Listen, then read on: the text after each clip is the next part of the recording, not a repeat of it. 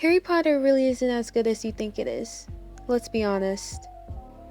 Hi everybody, I'm Frankie and I'm here today to talk about, you guessed it, J.K. Rowling. But more specifically, the Harry Potter series. There's a lot of bull in her books, and if you know where to look, you'll quickly see it right in front of you. However, we're not specifically going over that today.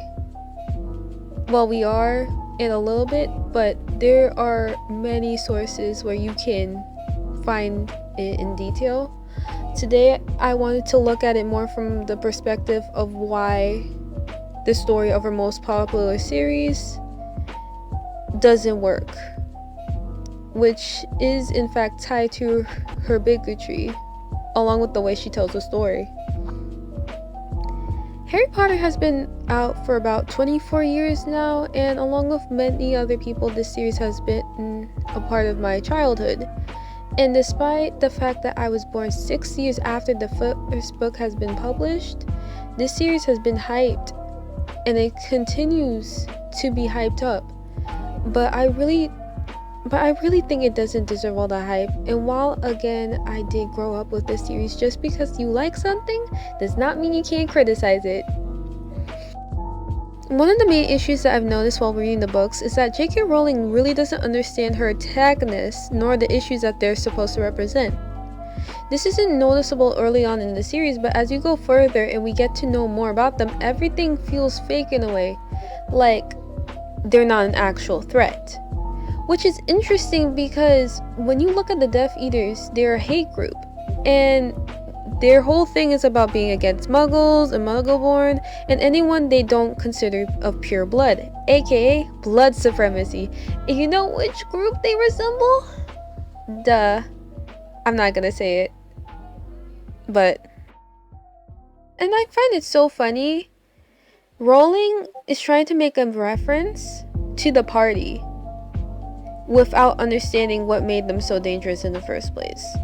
And this becomes more apparent with the way the series ended. If you aren't familiar with the ending of Harry Potter, basically the Death Eaters are defeated, blah blah blah, there's a time skip, and then this is where another issue pops up.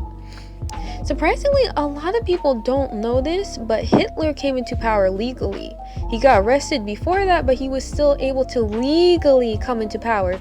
And in the Harry Potter universe, there were two major dark wizards who rose not too far apart from each other. The system was not working and has shown multiple times to be not working.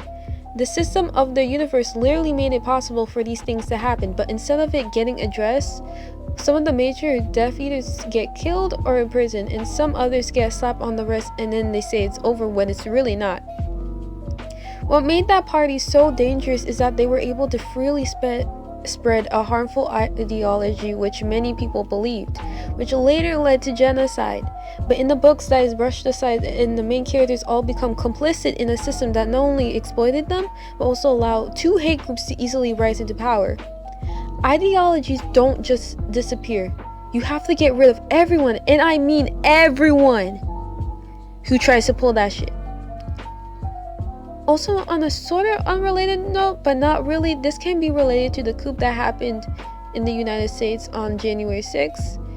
Because of stuff like this, and a similar situation could happen again if series change does not happen.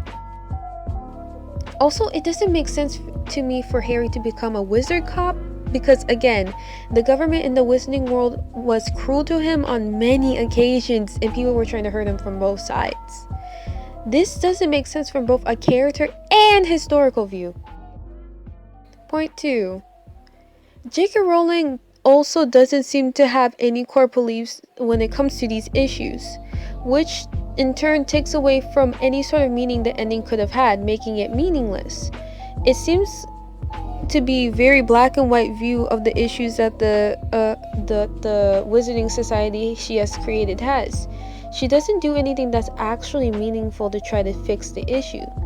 The way the conflict resolves itself is kind of like when you put a band-aid on like a wound, but the band-aid is not even big enough, so it's basically useless. It's not even a good band-aid, it's a temporary solution. which shows with the characters becoming complicit to the system that let this happen. And I've noticed this with mostly white people, especially those who are white liberals, that if an issue does not affect them, they don't try to actually do something to change it, nor do they understand the issue at hand. It's like how in Get Out, the guy who played the white dad didn't understand the line, "I would have elected Obama for a third term," was a joke. And I'm just like over here, it's like, oh my god. And like I mentioned earlier, Rowling is a bigot. She's transphobic, she's homophobic, she's racist, and she's anti-Semitic. And if you're wondering how, some examples are the portrayals of goblins. That is anti-Semitic. The name Cho Chang is racist. The lack of diversity and pretending she's an ally, as well as promoting tweets and writing a book that is against trans people. Like when Lavender Brown got the spotlight, like when she got a more prevalent role in the movies, she became white. Like she wasn't white originally. She was a black. Like even though they changed her actress, before she got prevalent, she was still black. You know what I'm saying? You know how weird that is? Also, going back to her not understanding the actual threat the Death Eaters represent is why Umbridge feels like a role person who can hurt you, while Voldemort stands in the corner rubbing his hands together like some 80s cartoon villain. Like, you can believe that you can meet Umbridge in real life. You can believe that there are people like there who are just like her, but Voldemort isn't written with the same effect. Like, even though we hate to admit it, we have to acknowledge that these villains, whether real life or fictional, are still human, and to get the message across of how messed up of what they're doing is, you have to make them human. You have to humanize them, because the fact that these people are human but they still do this shit is what makes them even scarier, because it makes you realize, oh shit, they are a threat to me. You know what I'm saying? I feel like a good example of this in like media, if you've seen the Notre Dame musical, they humanized the, what's that guy's name? The priest. No, he's not a priest. The guy that takes in Quasimodo. They humanized him, and that's what made him even scarier, because it's like, oh god, he's corrupt. You know what I'm saying? Like, if you've seen it, you know what I mean. But basically what I'm saying, when you don't do this, especially in writing, it puts these events in a fairy tale like category, and it makes it seem like their actions aren't so bad, because it's like, oh, this can't happen in real life, which is a lie, a huge lie. And thoughts like that is actually dangerous. And many white writers on understanding of this, because they are rarely the group that gets hurt by these things. And as a white cis woman, this type of stuff is prevalent within Rowling's work. And guess what? White fanfic writers are not excused from this either. Now, this is not at all a bash on fanfiction. I both read and write fanfiction, and there are so many beautiful and written stories out there. But white fanfic writers aren't exempt from this issue. In another video, I might go into detail about how white fanfic writers write these types of stories and BIPOC characters. But moving on, I've noticed in very popular Harry Potter story tropes like Lord Potter, overpowered Harry, bashing, I hate bashing, but anyways, etc., that they too don't understand the issues that they're writing about. Like, they'll write about how strange and backwards wizarding society is, but rarely for the right reasons. Like, surprisingly, a lot of these writers don't even touch the blood supremacy and why the Death Eaters are actually bad. And like Rowling, they'll write them like they're a joke, when what they represent are nowhere near a joke. And instead to opt out to have characters like Harry play by the system, when I feel like it would be meaningful to just break it down and rebuild it from the ground up to be better. because the system has always been broken, and him playing by the system is not fixing anything. Hell, this isn't even the tip of the iceberg, y'all. Another thing that bothered me was Snape and Draco. And I will say this, and I will continue saying this. Snape did not deserve a redemption. Like, I love Alan Rickman, but his Snape did not deserve to be redeemed. If you look at both characters from, like, just, like, between the two of them, Draco probably should have been the one that got the redemption arc because it makes more sense. But at the end of the day, I feel like neither of them deserve it because of what they did. Because what they did to the other characters was not okay. Okay?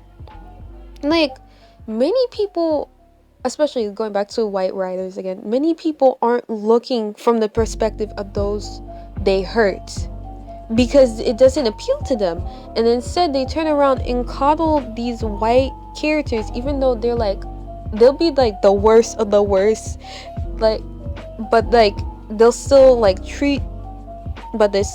coddle them and treat these issues like they're a minor setback. It's like, oh, he didn't mean to do that, it was an accident. And I'm like, how do you be racist by accident, Rebecca? How does that work? You don't accidentally call someone a slur. It's not like they have Tourette's or something. Like you don't. How do you accidentally call someone a slur? Like, it doesn't make sense.